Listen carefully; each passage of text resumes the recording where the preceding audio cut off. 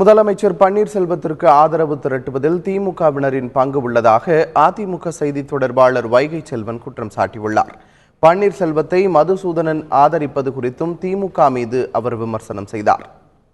திராவிட முன்னேற்ற கழகத்தின் சார்பில் அந்தந்த மாவட்ட கழகங்களில் இருக்கக்கூடிய மாவட்ட கழக செயலாளர்களிடத்திலே திராவிட முன்னேற்ற கழகத்தினுடைய தலைவர்கள் ரகசியமாக ஒரு உத்தரவுகளை பிறப்பித்திருக்கிறார்கள்.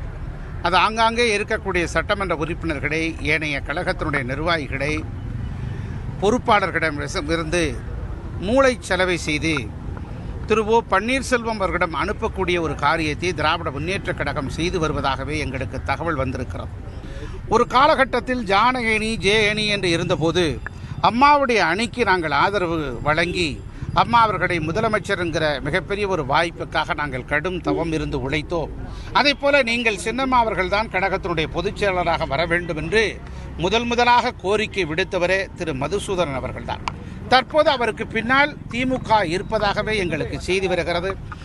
அந்த பின்னணியில் இருக்கக்கூடியவர் திராவிட முன்னேற்ற கழகத்தினுடைய சட்டமன்ற உறுப்பினர், அங்கே இருக்கக்கூடியவர்கள் சேகர்பாபு போன்றவர்கள் எல்லாம் தான் அவரை இயக்கி ஓ பன்னீர்செல்வம் அவர்களிடம் அழைத்து சென்றிருக்கிறார்கள் என்கிற செய்திகள் தற்போது நமக்கு வந்திருக்கிறது. அனைத்து இந்திய அண்ணா திராவிட முன்னேற்ற கழகத்தை பிளவுபடுத்தலாம் என்கிற ஒரு காரியம் எப்போதும் நடைபெறாது. பல்வேறு குற்றச்சாட்டுகளை சொன்னாலும் கூட உண்மை தன்மை சின்னம்மாவினுடைய தலைமையிலே இயங்கக்கூடிய அனைத்து இந்திய அண்ணா திராவிட முன்னேற்ற கழகத்தில் தான் இருக்கிறது என்பதை இந்த நேரத்தில் நான் பணிவுடன் சுட்டிக்காட்ட விரும்புகிறேன்.